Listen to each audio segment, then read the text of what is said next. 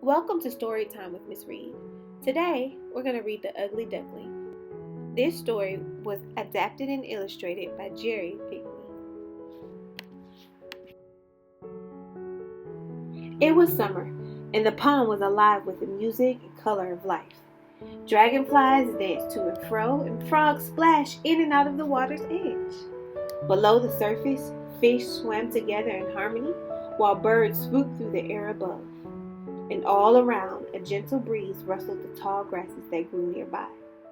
There, secluded among the grasses, a duck was sitting on 6 eggs.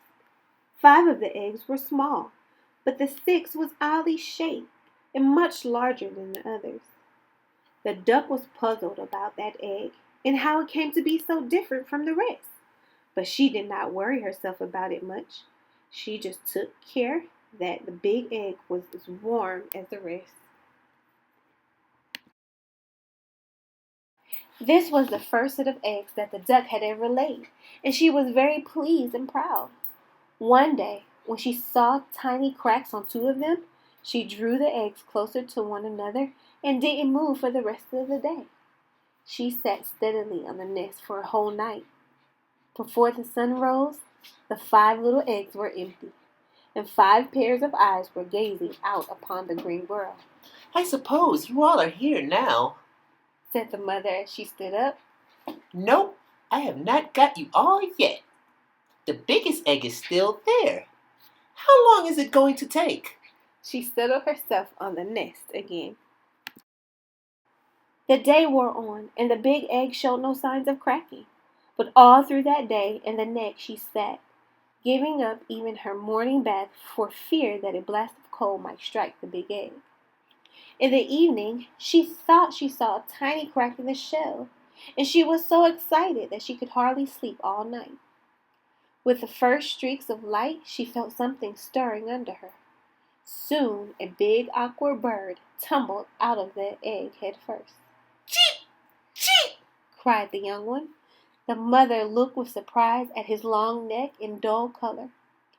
"That is a monstrous big duckling," she said to herself.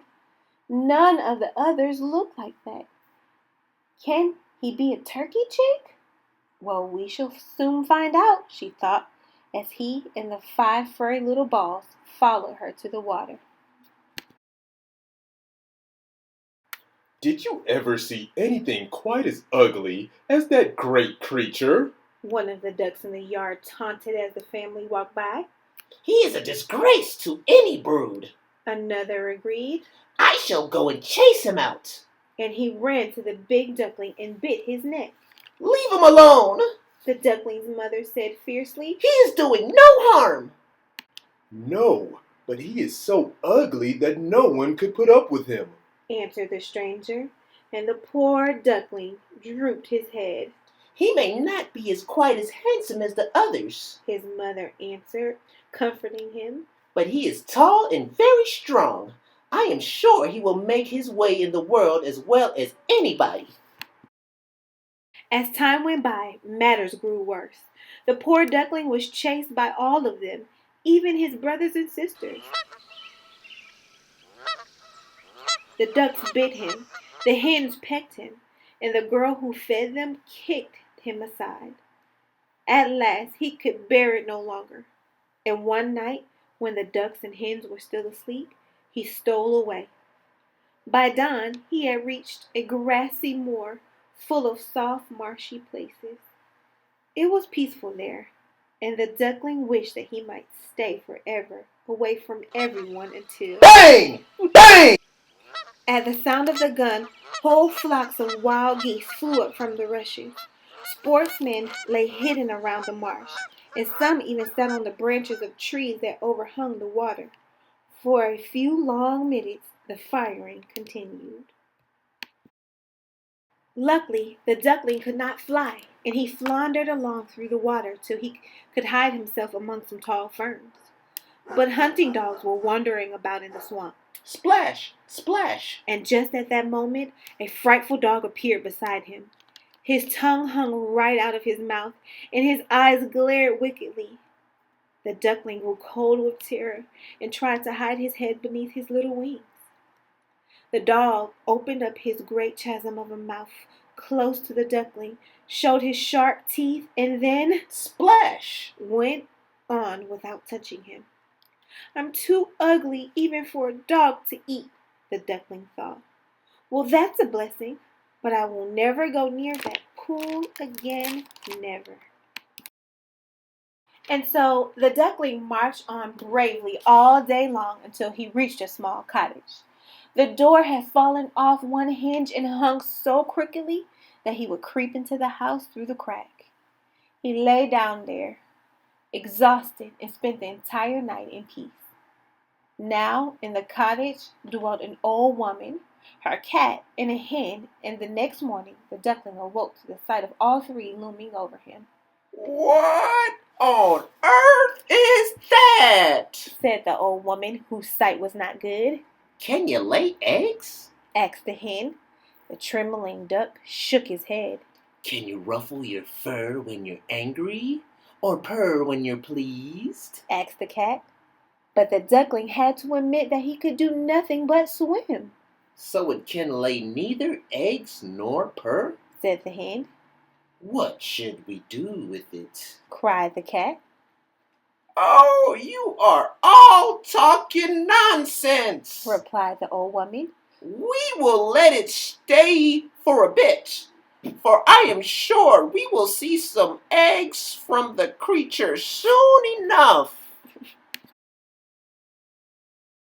duckling remained for 3 weeks, but laid not a single egg.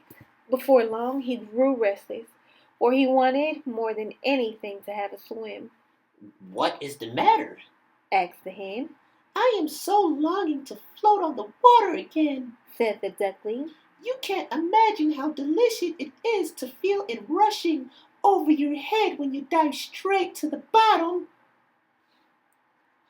I don't think I would enjoy it, Replied the hen doubtfully, and the cat agreed that there was nothing she would hate so much. Haven't you lived in this warm room and in our company long enough to have earned to do anything useful? Said the hen. I suppose not, Said the duckling. I think I must go back into the wide world. The cat and the hen answered very shortly. Very well then, go. And they turned their backs on him before he could even say goodbye. So the duckling left his friends. He was sad, but he could not help feeling a thrill of joy when he was out in the air and swimming in the water once more. Now the autumn came. The leaves in the woods turned yellow and brown, and the wind took hold of them and they danced about. The clouds hung heavy with snow and hail. Then the snow began to fall, and to the duckling's bewilderment, the river started to turn hard and slippery. One day he heard a sound of whirring wings, and up in the air he saw a flock of birds flying high. They were as bright as the snow that had fallen during the night, and their long necks were stretched southward. Oh, if only he could go with them! But what sort of companion would he be to those beautiful beings? Every morning it grew colder and colder, and the duckling had to swim about in the water to keep it from freezing. At last, during one bitter night, his legs moved so slowly that the ice crept closer and closer. When the morning light broke, he was caught fast. By good fortune, a man was crossing the river and saw what had happened. He stamped the ice so hard that it broke, and then he picked up the duckling and tucked him under his sheepskin coat, where the little bird's frozen bones began to thaw. The man took the bird to his children, who gave him warm food to eat and put him in a box by the fire. They were kind children, and they wanted to play with him, but the poor duckling had never played in his life. He thought they wanted to tease him, and so he flew, terrified at the noise and confusion, right out of the door. The rest of the winter was miserable, and the duckling never had enough to eat. But finally the earth became softer and tender. Young plants poked through. When the duckling stood up one day, he raised his wings and stretched them in the warmth of the sun. He flapped them once, and then again, with a strength he had never felt before.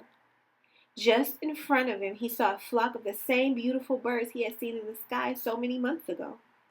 One by one, he watched them step into the stream, with feathers rustling, and then float quietly upon the water as if they were a part of it. I will follow them, thought the duckling. I would rather be killed by them than suffer any more cold and hunger and cruelty. And stretching out his wings, he lifted himself into the air to fly down to the water. Oh, how glorious it felt to be rushing through the air, wheeling first one way and then another. He had never thought flying could be like this.